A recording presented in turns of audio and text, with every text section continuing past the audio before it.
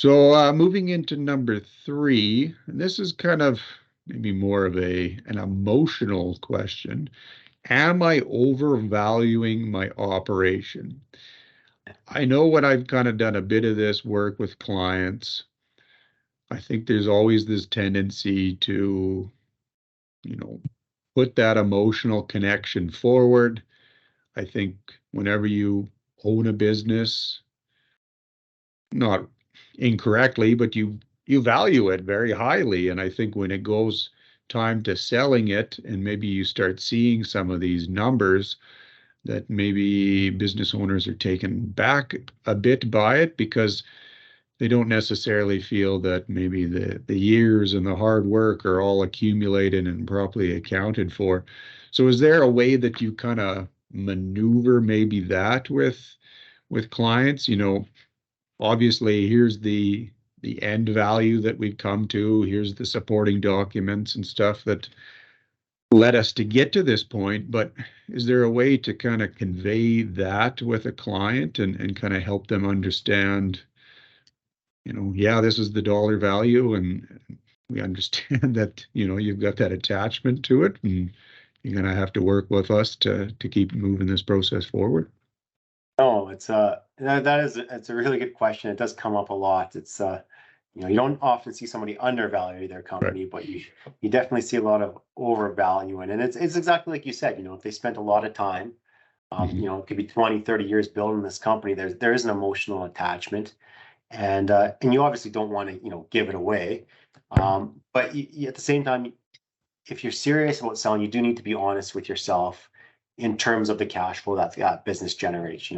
At the end of the day, value is going to be driven by prospective cash flow, Mhm. and how much cash flow is that business generating. And I think one thing that people sometimes get confused is you don't mistake the the fair market value as your wage as part of cash flow. So you might pay yourself $100,000 a year, but if you had somebody to replace that role, you'd pay them $100,000 a year. So that doesn't mean that you would look at your bottom line net income and add back your wage and try and tell somebody, well, look what it's generating. Because at the end of the day, people, when they buy a business, their goal isn't to buy a job. Their goal is to buy business Right. that's going to generate them excess cash flow, and that's what drives value. So that's always important. We see people make that mistake quite a bit, where they try and factor in their wage as part of the Mhm. cash flow, but really that wage is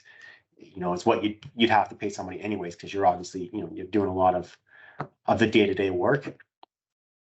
And then just it's understanding that sometimes people get confused. They look at, like, for example, the public markets, and they see the multiples that public companies are trading at, and they're like, well, wouldn't my business trade at an 8 times multiple, Right. or 6 times multiple? This public company that does something similar, obviously on a much larger scale, is 10, 15, 20 times. And it always goes back to value. One of the key tenets of valuation is value is influenced by liquidity. So the more Right. liquid an asset, the greater the value.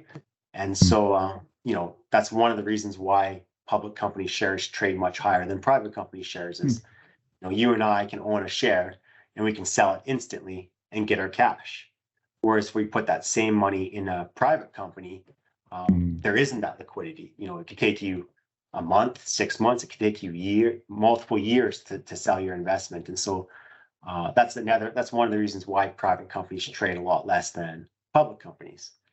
And it's something to keep in mind. For And sure. and really, it is just you know value is perspective. It's the value of the perspective cash flow. So just be realistic in terms of what your business is able to generate.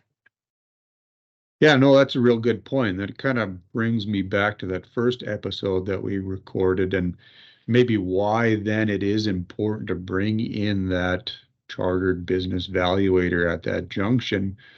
You know, if that business owner is maybe discussing these types of things with his longtime accountant, there's probably a good working relationship there, but maybe you're not able as an accountant to maybe, have some of those more frank discussions. And maybe it helps to have that third party come in and say, Yeah, you're taking out 100K, but if you had to replace yourself, you know, it might even take more than that because of just all that inherent knowledge and experience that you have that you simply just can't pass on to one or two maybe employees to fill that hole. So yeah, maybe having that third party evaluator in there to kind of guide that discussion would be a way to kind of navigate those overwatering values.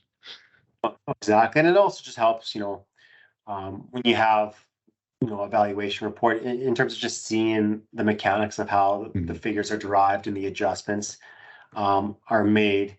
It just helps you have a better understanding. And, we always do say, value, our fair market value, it's a notional, like our valuations are based on a notional basis. So, whereas price is quite different. So, you might not like the valuation, but that doesn't mean you can't ask a different price Mhm. and go from there. But at the same time, it helps you, if you have, for example, what if you received an unsolicited offer, and it just gives you that basis to see if it's reasonable. Without the valuation, you might have thought, hey, I think I can get a bit more, but then you see, hey, this is actually quite a fair offer. Maybe we should look into, pursuing this, Mhm. and it might help you, avoid the pitfall of maybe turning down something that did have a lot of potential.